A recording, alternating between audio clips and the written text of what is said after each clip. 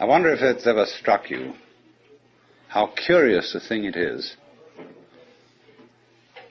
that most of the things that we experience we regard as things that happen to us, which we ourselves do not originate, which are events expressing some sort of power or activity that is external to ourselves. And if you consider that, you realize that what you mean by yourself is rather narrowly circumscribed. Even events that go on in our own bodies are put in the category of things that happen to us in the same way as things that go on in the world outside our skins.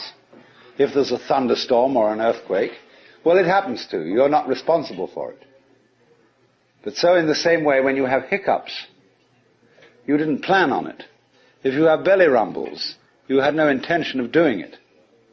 And as to the catastrophic act of getting born, well, you had nothing to do with that. And you can spend all your life blaming your parents for putting you in the situation in which you find yourself.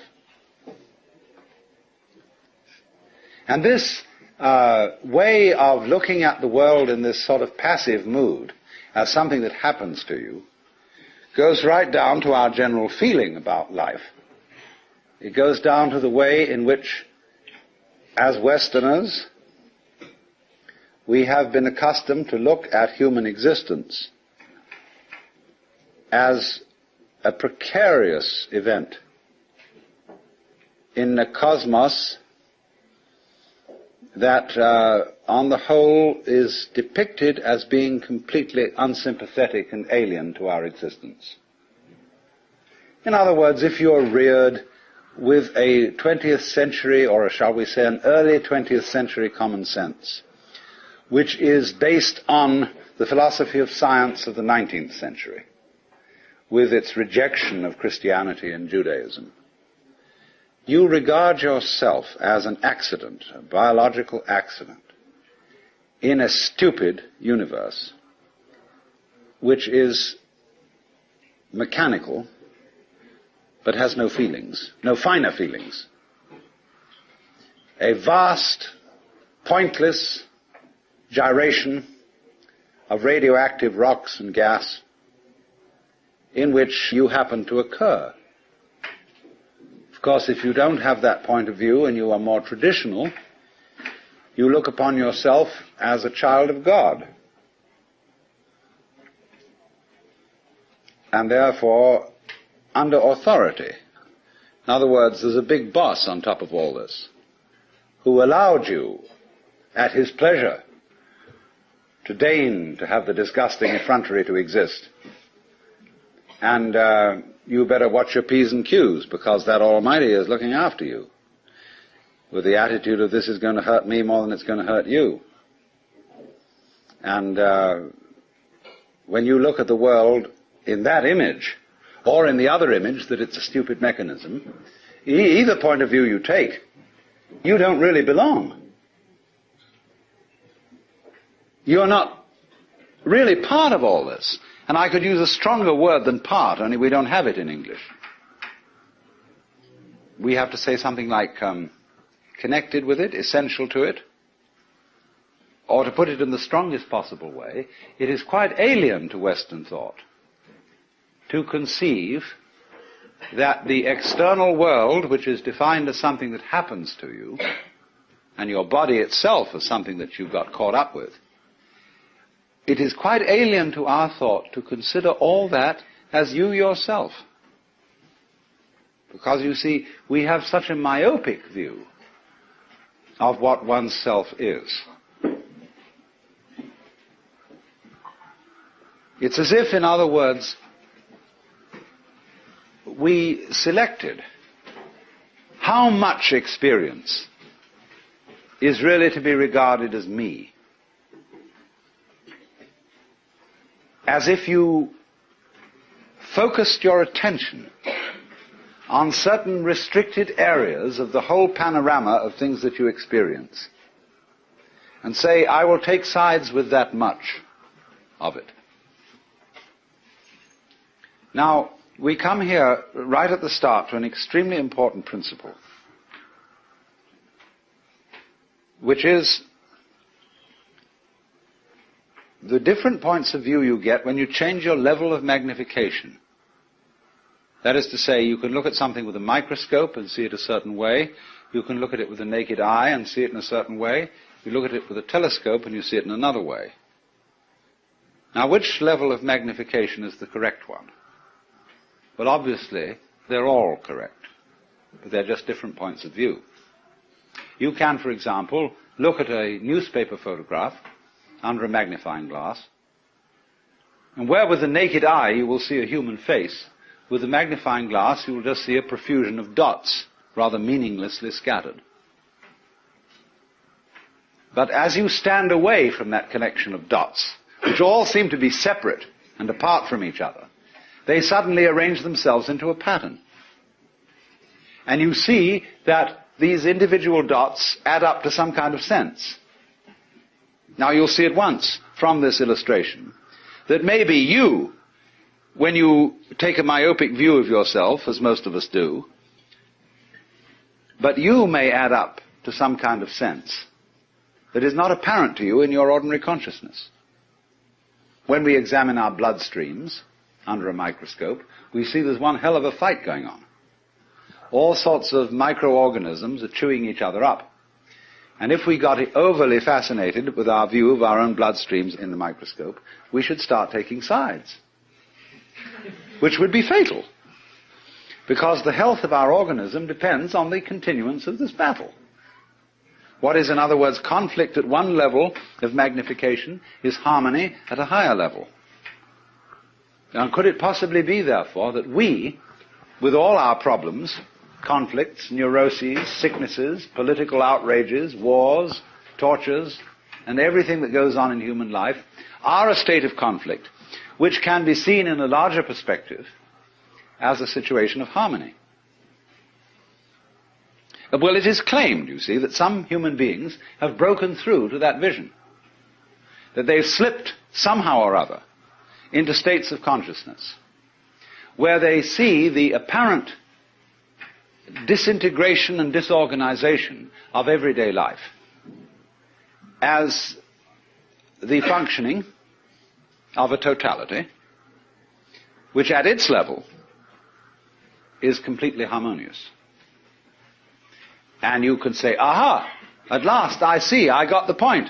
I've seen how all this makes sense.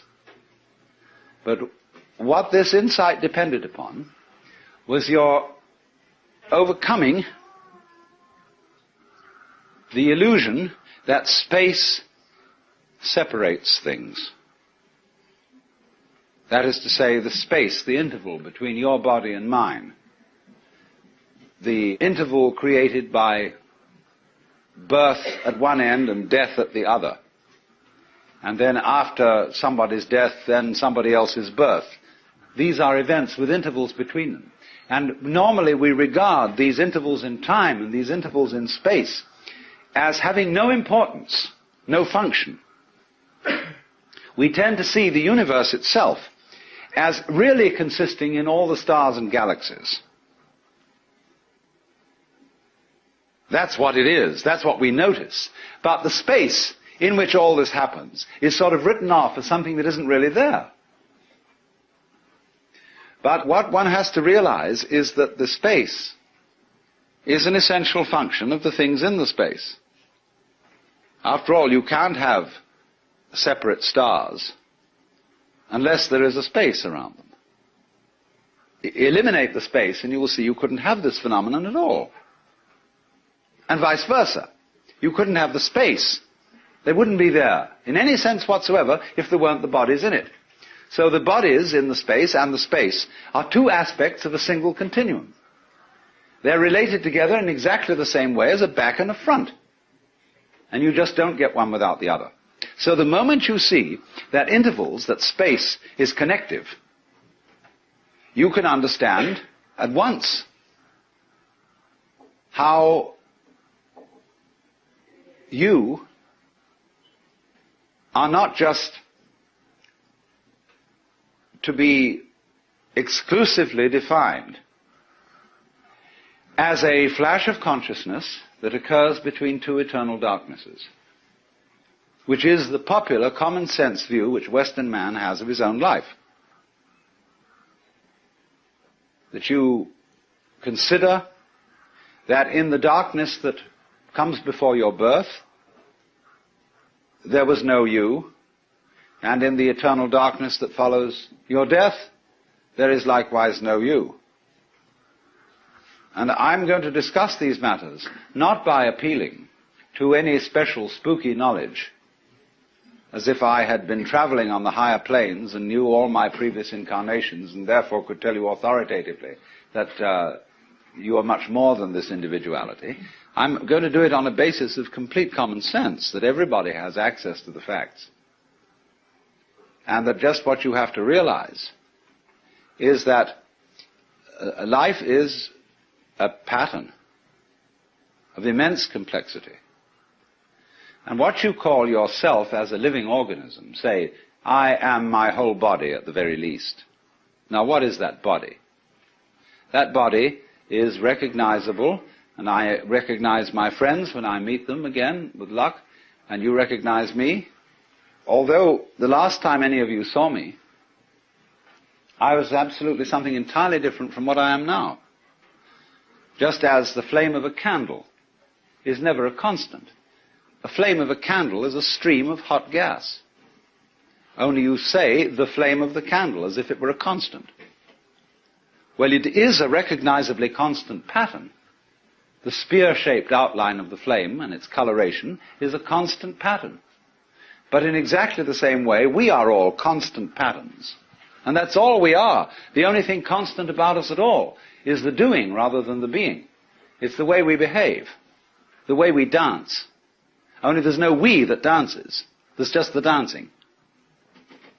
Just as the flame is the streaming of hot gas, just as a whirlpool in a river is a whirling of streaming water. There is no thing that whirlpools. There is the whirlpool. And in the same way, each one of us is a very, very delightfully complex undulation of the energy of the whole universe. Only by our process of miseducation, we've been deprived of the knowledge of that fact. Not as if, though, there was someone to blame for this, because it's always with our own tacit consent. Because life is basically a game of hide and seek. Because life is pulsation. On and off. Here it is, and now it isn't. And by being this pulsation, we know it's there. See, you don't know what you mean by on unless you know what you mean by off. That's why when we want to awaken someone, we knock at the door. It's not enough to slam the door once with your fist and make a big noise, but you keep up a pulsation, because that by its on and offness attracts attention. All life, you see, is this flickering in and out. Only there are enormous rhythms in it. There are very fast flickering ins and outs, like the reaction of light upon our eyes, such that if I take a lighted cigarette in the dark and I spin it, you will see a circle of fire. Because the reflection of that cigarette tip on your retina lasts, it endures. Just in the same way as on a radar screen. An image stays a little while until it's revivified by another round. So in that way, you see, you notice continuity. And in the same way then, you notice the continuity of a light, because although, like say, with an arc lamp is actually a flickering light. And that's why they don't allow arc lights to be used in any shop where there's a circular saw moving. Because sometimes the flickering speed of the arc light so synchronizes with the turning speed of the teeth on the blade that the teeth look as if they're not moving. And so anybody who might put his hand on the blade would have it chopped off, thinking it was a still one. So in this way, very fast impulses are looked upon as constant. And we see where there are fast impulses a solid thing. When you look at the blade of a propeller or an electric fan, the separated 4 or 3 blades become a solid disc, and you cannot throw an egg through it. Well, so in exactly the same way, you can't put your finger through a rock, because the rock is moving too fast for your finger to go through. That's the meaning of the whole phenomenon of hardness. Hardness in nature is immense energy, but acting in a very concentrated space, restricted space, but going to beat hell. That's why you can't get through it. Now, from those very tiny fast rhythms, which give us the impression of continuity, there are also in this universe immensely slow rhythms. And these are very difficult for us to keep track of. And they impress us and depress us as our own life and death, as our coming and going, which goes for what is, to us, such a slow pace that we can't possibly believe that it is really a rhythm. We think of it as our birth, as something quite unique that could never occur again, because we're so close to it, you see, and it's moving so slowly. And so, with that point of view, we are, like Marshall McLuhan has said, he borrowed a metaphor from me, which is that we are driving a car looking at the rear vision mirror. That means that the environment in which you believe yourself to exist is always a past one. It isn't the one you're actually in.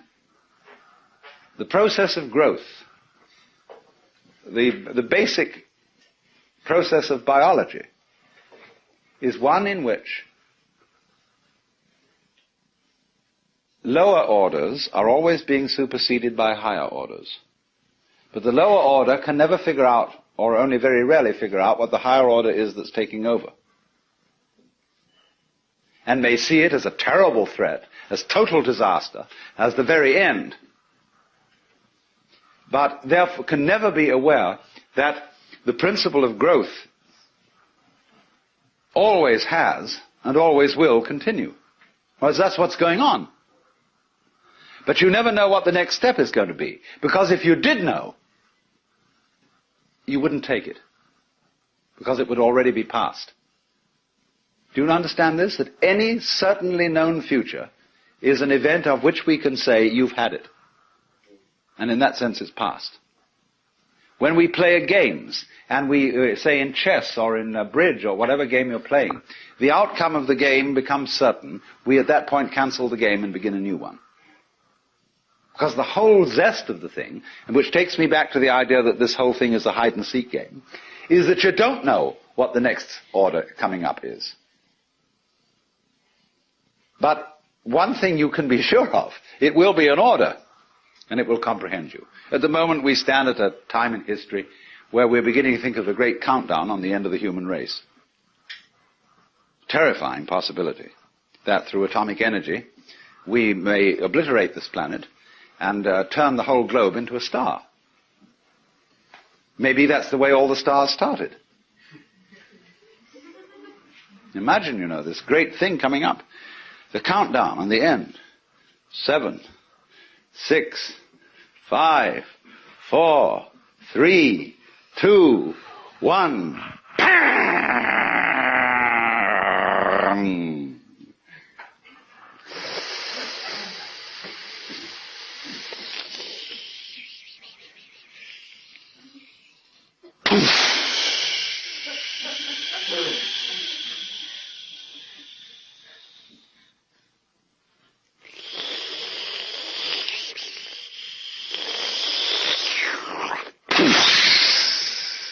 Where have you heard that before?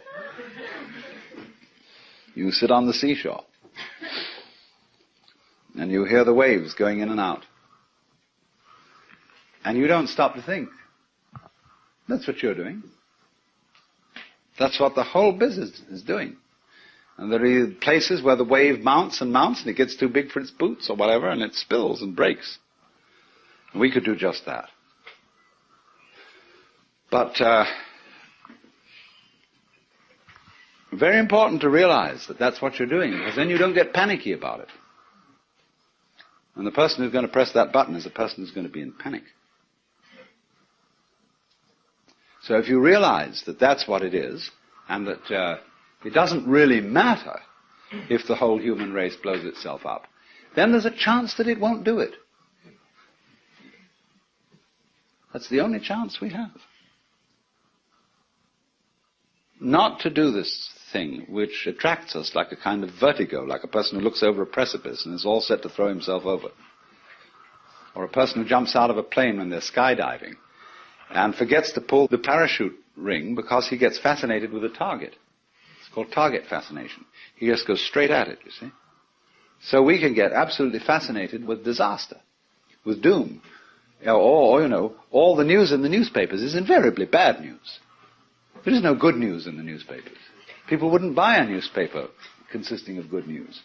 Even the free press is full of terrible news. Except the San Francisco Oracle. And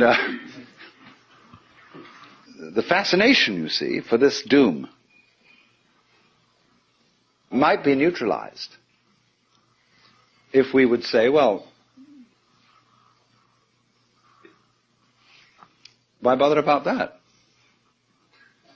It's just another fluctuation in this huge, marvelous, endless chain of our own selves and our own energy going on. See, here's the problem, though. Because of our myopia, because of the way we've, as it were, restricted consciousness to focus upon just that certain little area of experience that we call voluntary action. That's us. And everything else happens to us. Now, that's obviously absurd. Let's suppose you take in your hand one of those toys, a gyroscopic top. And you suddenly notice, the minute you get this in your hand, that it has a kind of vitality to it. It seems to resist you. It starts pushing you in a certain way, see? And sometimes you're with it and following it. And then sometimes you see it, it's just as if you held a living animal in your hand. You know, you pick up a hamster, you know, or a guinea pig, and you hold this little thing in your hand, it's always trying to escape.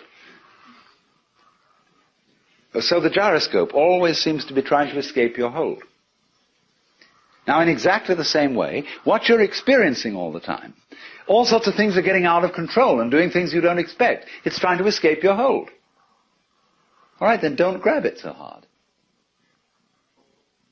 And you discover that this living thing that you're feeling, like the gyroscope top, it's your own life. Because you can see very simply that you would not understand the experience that you call voluntary action and decision, being in control and being yourself, unless in opposition to that there was something else. You couldn't realize self and control and will unless there was something other, out of control, and instead of will, won't. It's the two together only that produces the sensation that you call having a personal identity. Only, there is a funny thing about human consciousness which has been worked out very carefully in Gestalt psychology, which is that our attention is captured by the figure rather than the background, by the relatively enclosed area rather than the diffuse area, and by something moving rather than what is relatively still. And to all those phenomena that in this way attract our attention, we attribute a higher degree of reality than the ones we don't notice. That's only because, for the moment, those are more important to us. Consciousness, you see, is a radar that is scanning the environment to look out for trouble. Just in the same way as a ship's radar is looking for rocks or other ships. And the radar, therefore, does not notice the vast areas of space where there are no rocks, no other ships. So in the same way, our eyes, or rather the selective consciousness behind the eyes, only pays attention to what we think is important. I am at this moment aware of all of you in this room, of every single detail of your clothing, of your faces, and so on, but I'm not noticing it all. And therefore I will not be able to remember tomorrow exactly how each one of you looked and what you were wearing.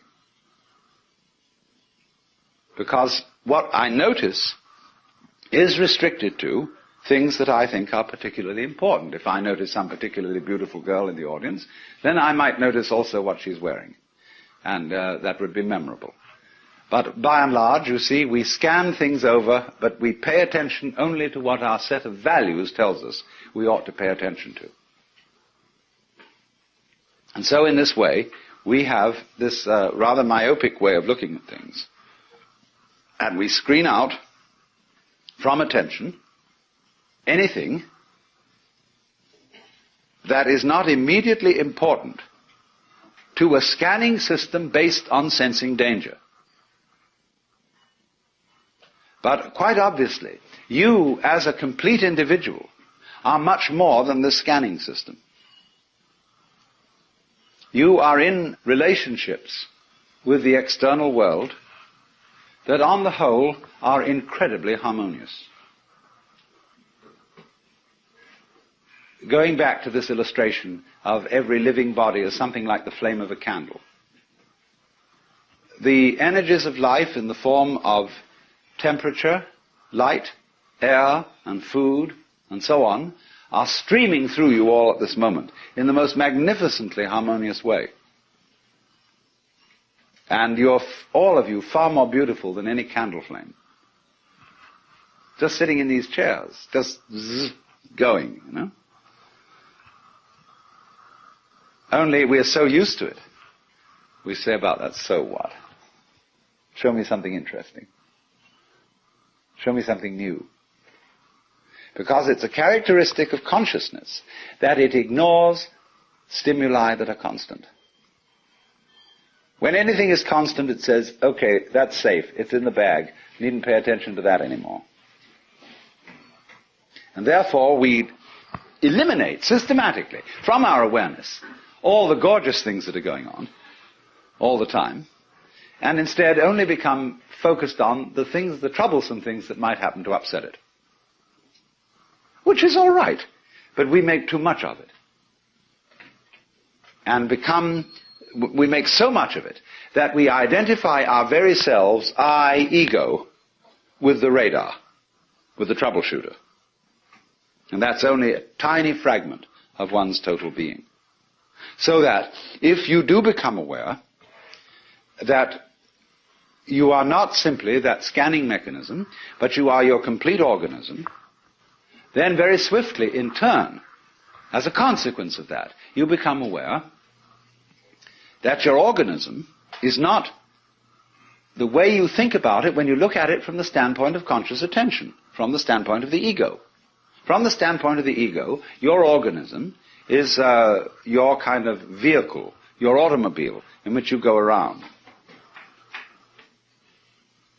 But from a physical point of view, your organism is again like the candle flame or the whirlpool.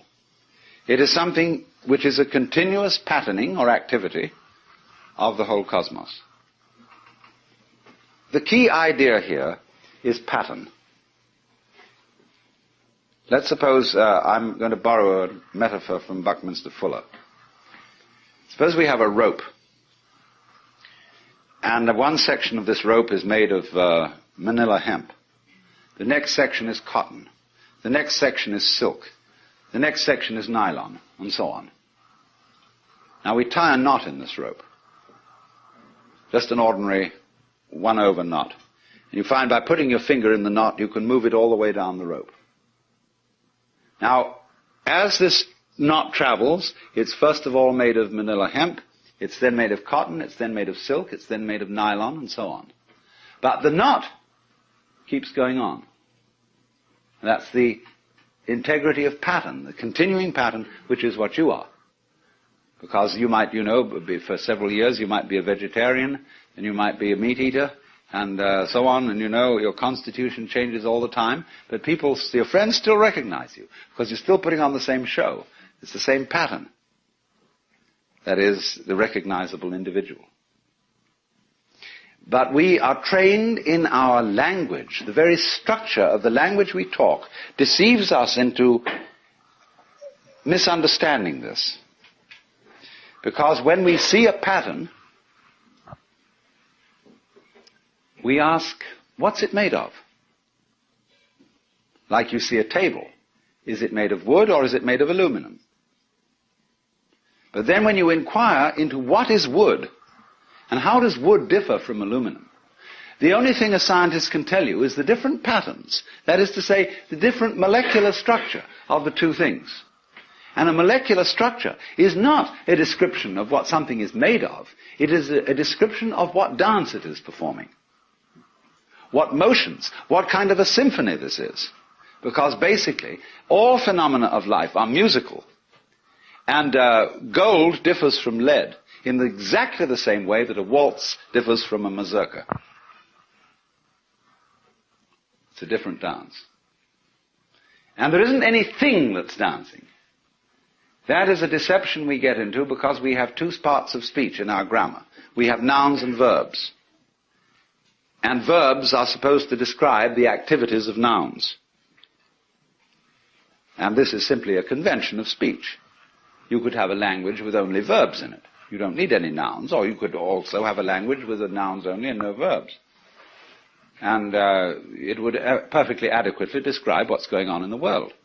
So if you were used to speaking with a language that had one part of speech, you could say just as much as we can, with two, and be a lot clearer. Only at first it would sound awkward, but you'd soon get used to it. And then when you got used to it, it would be a matter of common sense that the patterning of the world is not some kind of stuff that's patterning. You don't have to seek for a substance underlying the whole thing, it's just patterning. And we're all that. And so in this way, there is, to a person who really wakes up, you very soon realize that your existence is not something that is just the hopeless little creature that's suddenly confronted with a great big external world that goes gah at him, and eats him up. Every tiniest little thing that comes into being, every minute little fruit fly or gnat or bacterium,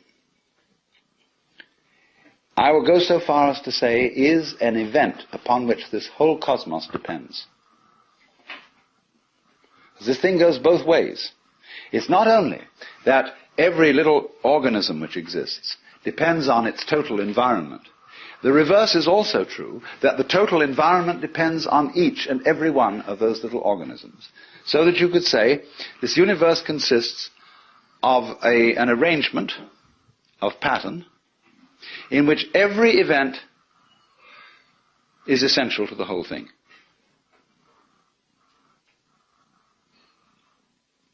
Now, we screen that idea out of our consciousness in exactly the same way that we screen out the perception of space as an important reality. Just as we pay attention to the figure and ignore the background, so we see one way of looking at things, namely that the organism is very frail against the environment. It lasts a long time, the environment, but the organism only lasts a short time. What do you mean the environment lasts a long time? What does the environment consist of? Just a lot of little things. And yet there is the environment just as the same way as there is the face in the newspaper photograph behind all those little dots. When you get far enough away from it, you see the face. When you get far enough away from all the organisms and the little bits of things, you see the environment in another scale of magnification. But actually, the whole thing is arranged in a polar system where the enormous depends on the tiny and the tiny depends on the enormous. And you get a relationship between these extremes which can be called a transaction. That is to say, a transaction when there's buying and selling. It's impossible to have buying without selling and selling without buying. So you always, wherever you are looking at the general panorama of sensory experience, try switching. Try shifting your attention to all the things you thought were unimportant.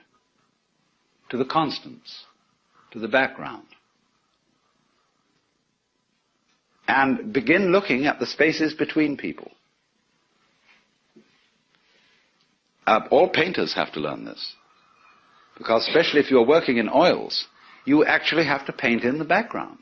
Weavers know this, because when they're making patterns in weaving, they've got to weave the background as well. Or if you do needlepoint with embroidery, think of the hours you spend putting in the background over the canvas in wool. And you become aware of it. Same way the people who made the great Oriental carpets. They're much more aware of the background as constituting an essential part of the total experience. So, as you become aware of this, you see the same thing that you notice in music, namely that it is only as a result of hearing the interval between tones that you hear any melody. If you don't hear the interval, you're tone deaf, and all notes are the same noise. All you hear is rhythm. You don't hear any melody. You've got to hear the interval. So then watch the intervals between people. The things that aren't said. The things that are tacit. The things that are implicit rather than explicit in all life. And then you begin to get connected. You know, it's very important to have a connection in life. And to be in the know. And this is the way it fundamentally comes out. Of seeing the thing you forgot. You know, you can always bug people in a beautiful way, in a very helpful way, by just saying to them, what did you forget? So, well, I don't know. What was I supposed to remember? Oh, I'm really not trying to put you on. I mean, it's not difficult. This is something completely obvious that you forgot. You'd easily remember it, because it's so obvious. Well, that's the hardest thing in the world to think of. What's the most obvious thing I forgot? Oh, what's that? Well, who do you think you are? Well, how do you answer that question? Who are you? Well, you give a name.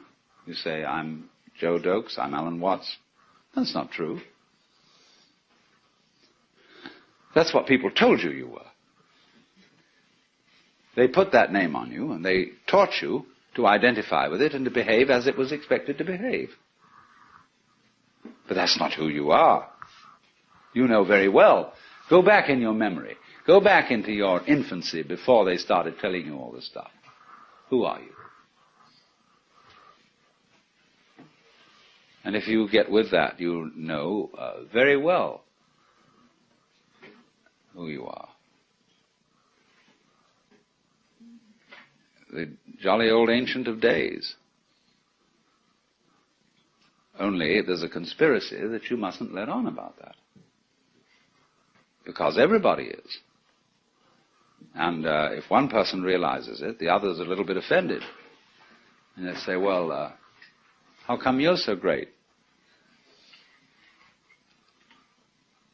We worked it in Christianity by a very clever thing of allowing just one individual to be recognized as the God incarnate.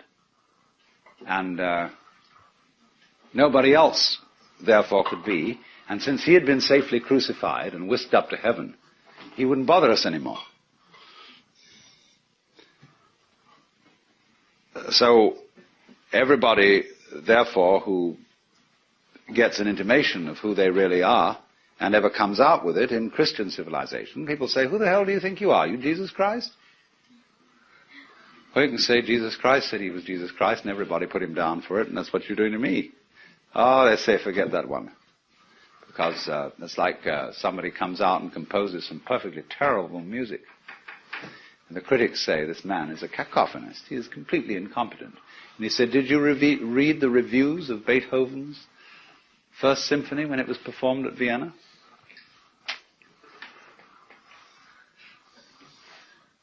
Now the thing is,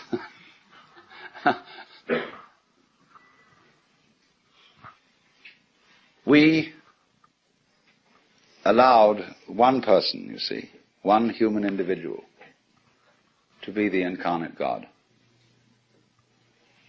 Because we have all been living in a theory of the universe in which the individual is simply involved in something that happens to him.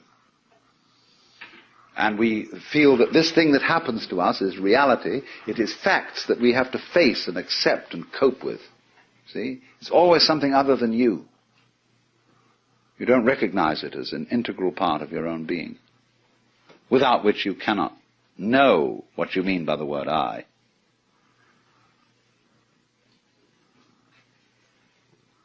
But in the truth of the matter is, though, that if you will face it out, every single one of us knows that that isn't true. There is as it were, a recess of the soul, of the psyche, where everybody knows perfectly well that you are not just this irresponsible little mouse that's been chucked down into this world, but that you are really doing this work. You're running it. Only you can't admit it just in the same way as you can't admit that you're responsible for the way your own heart beats. You say, oh, that's not my doing. I've no control over my heart. Do you have any control over being conscious? Do you know how you will? And you say, I intend to take my hand down from my face and put it on my leg. I can do that, but I don't know how the hell it's done.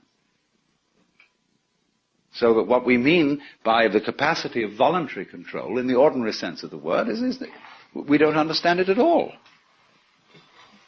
So you might say, in a funny backwards way, that the only kind of control you really understand is that where you're not using your will. Because you just do it so easy, like you open and close your hand. You know how to do it? Sure you know how to do it. But you can't put it into words and explain to someone how to do it. You say, well, come on, aren't you human? Don't you know how to open and close your hand? Just do it, silly. But we don't realize, you see, that just as we know how to do this, we know equally well how to turn the sun into light, how to blue the sky, how to blow the wind, how to wave the ocean, how to digest food. And I might add, to be digested by bacteria and transformed. As we transform our steaks, we will in turn be transformed. But the pattern keeps going. And it's always you. Only you see you have this marvelous capacity to transform yourself without knowing that you're doing it. Therefore you keep surprising yourself. And therefore you keep on doing it. Because if you didn't surprise yourself, you wouldn't go on doing it. It's just the very fact, you see, that you seem to be the victims of a thing you don't understand, and that you seem to conclude your life every time in a wipeout called death, where all your control goes, is just exactly that opposite condition to what you call being alive that allows you to be alive. Only every time it happens, it's like it's new. It's like every time you're born, it seems like it was the only time. But of course, if it wasn't like that, you wouldn't do it. When Hindus and Buddhists use the word karma, the basic meaning of it is action, from the Sanskrit root kri, to do. And therefore there is some error in the common translation of karma as a law of cause and effect or of cosmic retribution. As a man sows, so also shall he reap. Has a Western flavor, which is a little causal. The way the Buddha put it was slightly different. This arises, that becomes. Because between this and that, there is a polar relationship. And the full explanation of karma in Buddhist philosophy is called pratitya samutpada, which means the interdependent origination of all the forms and phases of life. Pratitya samutpada. And there are 12 links, shall we say, in the chain of interdependent origination, constituting a circle. And the existence of the circle depends on the presence of every one of the links. From one point of view in Buddhism, the chain of interdependent origination is looked upon as a chain, that is to say, as a form of bondage. The constituents, as it were, of the vicious circle in which most people and beings are living, which they call samsara, S-A-M-S-A-R-A, samsara, the round of birth and death, the bhava chakra, the wheel of bhava, which is becoming. And so going round and round and round in the endless game of hide and seek is, from one point of view, bondage. Bondage to karma. And if you study the Bhagavad Gita, which is not a Buddhist book but a Hindu scripture, Krishna, the spokesman of the Gita, explains that the wise man is one who does what is called nishkama karma, nishkama, N-I-S-H-K-A-M-A, meaning passionless activity, in the sense that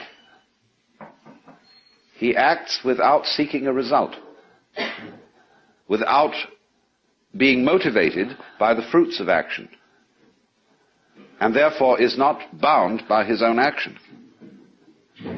You can be bound to samsara, the wheel of birth and death, by iron chains or gold chains.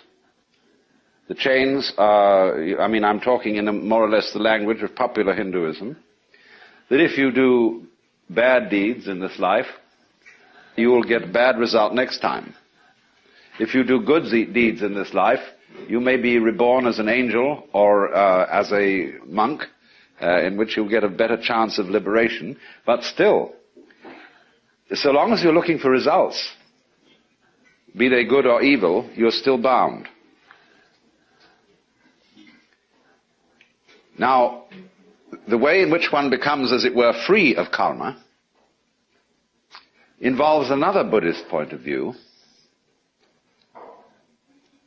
which is a kind of a different way of looking at the chain of interdependent origination. It's the way which the Japanese call jijimuge. That is to say, the mutual interpenetration of all things and events. So that you could say that actually, in fact, the deepest level of reality, this entire cosmos is a completely harmonious and blissful manifestation of everything in a state of total enlightenment and mutual compassion. And therefore the task of the Buddhist or the Hindu discipline of meditation, the sadhana, the way of spiritual development, is to realize that, for everybody, to realize it effectively in his own life, and therefore cease from the illusion that the universe is a fragmented process of conflict. But first of all, we have to be clear about karma, that it is not to be understood in the Western sense of a law of cause and effect, or of a sort of retribution system, or a law. The word law is most unsuitable for concepts in Eastern, Indian and Chinese philosophy. The word dharma, D-H-A-R-M-A, sometimes meaning the Buddhist doctrine, or a certain way of life. When you talk about a person's svadharma, you mean their own function. We would translate svadharma as vocation. Sva is the same as the Latin suus, one's own. Dharma, function in this case, operation, way of life, style of life, profession. trade, role. Means all those things. And the one thing that Dharma really never means is law, although it's often translated that way. Because you see, you don't get the idea of law until you move to a culture where order is based on the idea of obedience. In the West, you see, the origins of law spring from where? The laws of the Medes and the Persians, the laws of Hammurabi, the laws of Moses, and later Roman law. The only healthy legal tradition we have in the West is British common law, which proceeds in an entirely different way from code law. Because you see, the difference between code law and common law is that code law is laid down by the wisdom of an all-powerful ruler who tells everybody how they must behave, and they must obey him. But common law is evolved by discussion of particular cases, rather than referring all the time to abstract principles which are put down in words. And the judge, the good judge, is a wise man, a man with a sense of equity and fair play, who arbitrates an issue which is debated in front of him, and from the precedent which he creates by his decision, common law evolves. You see, that's a more organic way of producing law. The code law system, which we inherit from our most ancient theological backgrounds, is a tyrannical method of law by imposition. And so you must understand that in both Hinduism and Buddhism, there is really no fundamental idea of obedience to a personal ruler. Certainly not in Buddhism. A little bit sometimes in Hinduism. But even then we get terribly mixed up because, for example, I was talking of the Bhagavad Gita. This is often translated the Lord's Song. Now for Bhagavan, or Bhagavat in Sanskrit, Lord is an English equivalent, is quite inappropriate. Because a Lord is one who lords it over you. Bhagavan is a title of reverence and respect and love. The song of the beloved would be much better in a way, although it's not quite correct from a strict point of view. We don't really have an equivalent for this word, the Bhagavan. So, although you see there has been in India itself tyrannical rule, and although the Arthashastra, as a manual of politics, gives directions to a tyrant as to how to govern by absolute power, going along with this exposition of this very Machiavellian point of view to government is the constant advice of the sage. Yes, this is what you have to do in order to fulfill your office as a ruler, but never forget that you'll never succeed. The more you try to rule things by force, the more you will stir up violence against you. And so you can never hold on to your power and your possessions. It will always flow away from you.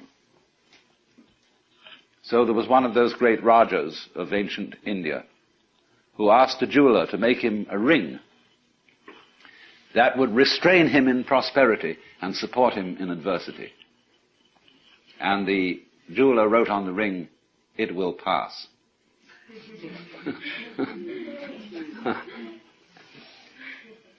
But when we come to the deep cosmological and metaphysical ideas, we don't have law in the Western sense, and therefore nature is not looked upon as something which is an orderly system because it is obeying a commandment.